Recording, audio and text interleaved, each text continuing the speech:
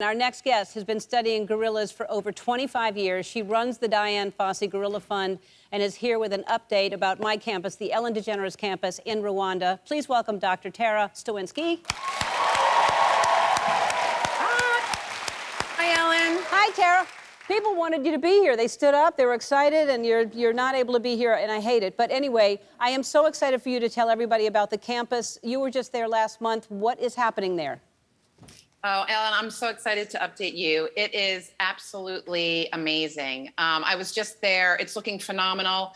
Our goal is that we'll be moving in by the end of the year, and then actually we'll be dedicating it with the Rwandan government in February. You can see it there. And I think what's so impressive about it is a true campus. The scale of it, it's 12 acres, these 3 gorgeous buildings you see with green roofs. We have housing for students. And one of the things that I really love is how many people are on site. The facility is just buzzing. About 1,500 workers a day are coming to the campus to help us complete it. So it's an incredibly exciting project, but for us, but for the whole region. Yeah, that's what's so exciting, is that we're having such an impact on the local community. And there's a lot of women that we've given jobs. We're using all the local people. They all are being employed by that.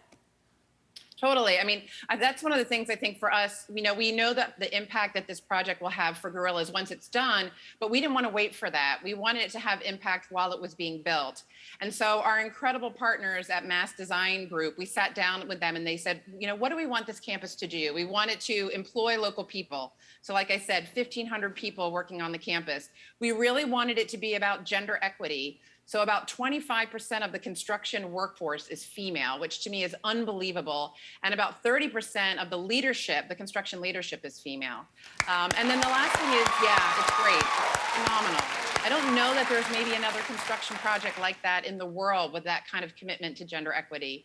And then the last piece is we really wanted to educate. We wanted to give people skills. So it's not just a job while they're there, but giving them skill sets so they could go and have additional employment in construction once the project's done. And then explain to people what they will do once they visit the campus, because it really is for everyone. It's going to be an amazing experience.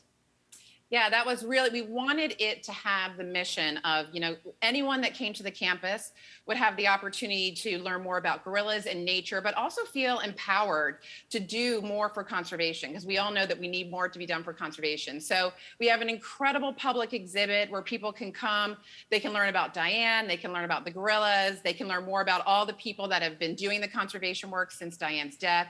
We have incredible elements like this 360 theater that you see here. We have 5 times the laboratory space that we did before, so doing all the really critical science that we need to conserve gorillas. And then also we have classrooms, a library, a computer lab, housing, so that we can have more students on site. And that's what this project is really about. It's about training the next generation of conservationists for the challenges of the future. I want to talk about why it's so important for people and conservation. Tell everybody, and I want the story about the gorilla that was caught in the snare, because that's an amazing story. Yeah, I love that story. I tell people, people say, why gorillas? And to me, there's really 3 simple reasons.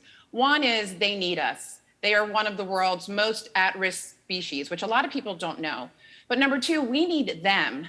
Gorillas live in the 2nd largest standing rainforest that's left on the planet. It is the literal lungs of our planet and one of our best natural defenses against climate change. And you can think of the gorillas as the gardeners of these forests. So we need them, for our health as well. But I think, Ellen, for you and I who really love animals, gorillas are just amazing. They share 98% of our DNA. And when we're out with them, we just see that, they have empathy like we do. They care for each other. They grieve when they lose a family member. And one of my favorite stories is the story of Fasha. So every day we're out there checking on every gorilla under our care. And one day we noticed that Fasha was missing from her family. She was only 4. And when we went to find her, we saw that she had been caught in a snare that had been set for antelope. So we called in our colleagues, the gorilla doctors. They were able to remove the snare, but her foot was pretty badly damaged. And this series of photos is from a few weeks later. It was still healing, and her family came to this river, and she was really nervous about crossing it. And you can see her sister on the other side of the river encouraging her, holding out her hand. And then when Fasha made it across, she just embraced her in this enormous hug. And when you scan back, you see that her whole family was waiting there for her. Yeah, the whole family was waiting for her to cross. I mean, waiting for her to cross. And this is what we see every single day. I mean, these guys are just amazing. As you know, you've seen them. It's life-changing. I mean, I've always wanted to do it, and it's, obviously the reason that I started, helping build this campus. So tell everybody about the new babies. Yeah, lots of new babies. This year, the Rwandan government named 24 new babies. They're absolutely adorable. Gorilla babies are the cutest thing on the planet, and each of their names has a unique meaning. So we have Kura, whose name means rise. We have Kuboha, whose name means long-lived because his mom is one of the oldest females to give birth in the group.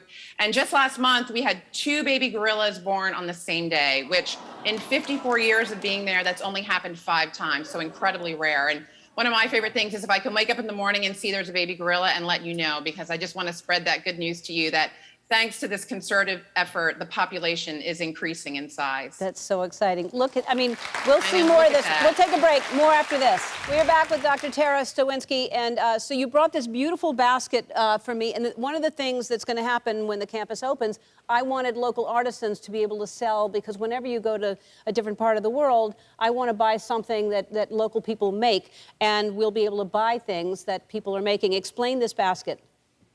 Yeah, I love this basket. This is a partnership we're doing with a group called Azizi Life. And we wanted to have local artisans be able to sell their work. But what's really special about this basket is this is a traditional Rwandan basket, but embedded in it is an actual nose print of a gorilla. So nose prints are how we tell gorillas apart. They're kind of like our fingerprints. Everyone's unique to a gorilla. So when you come to the campus, you can take a personality quiz to find out which of our famous gorillas you're most like. You can then go learn more about that gorilla. And then at the end of the day, you can buy a beautiful basket. This one was made by Yvonne with the nose print of your specific gorilla. There's Yvonne there. So this is a really unique thing. There are no baskets like this in Rwanda. It'll be just for the campus, but it's a way for people to really connect with these gorillas and see how much we're like them. It's amazing this is handmade. The quality of this and how tight this is woven, I would love to watch her do that. I'm sure we're going to have them doing that, hopefully, in the market that we're putting it in. But I took the gorilla personality quiz myself, and I am a Poppy. You're Poppy? Yes, I'm Poppy. I think that that is perfect for you, Ellen. My daughter was actually Poppy. Poppy is known for her bravery and her achievements, just taking on new and exciting things. So that seems like a good match for you. Well, I'm Poppy. Yeah. And Twitch, you took one? Yeah, I did. I was, and I hope I'm saying this right, Canby, I think. Who are you? Cansby. Cansby, yes. Cansby, yeah. Cansby got his name. He was named by Dian Fossey because she thought his mom was a male. And then she showed up one day and this male had given birth. And she said, well, this can't be. And that's Cansby. And he is one of our most incredible leaders and politicians. He's an amazing, amazing gorilla. Well, there you are. He's also an amazing dancer, I bet. I bet, yeah. Yeah. Well, Tara, it's great seeing you, and I cannot wait. I'm going to be there this summer when the campus is open. And go to our website to learn more about the Ellen DeGeneres Campus of the Dian Fossey Gorilla Fund. And if you're interested in donating to help these amazing animals or other endangered species, go to the ellenfund.org.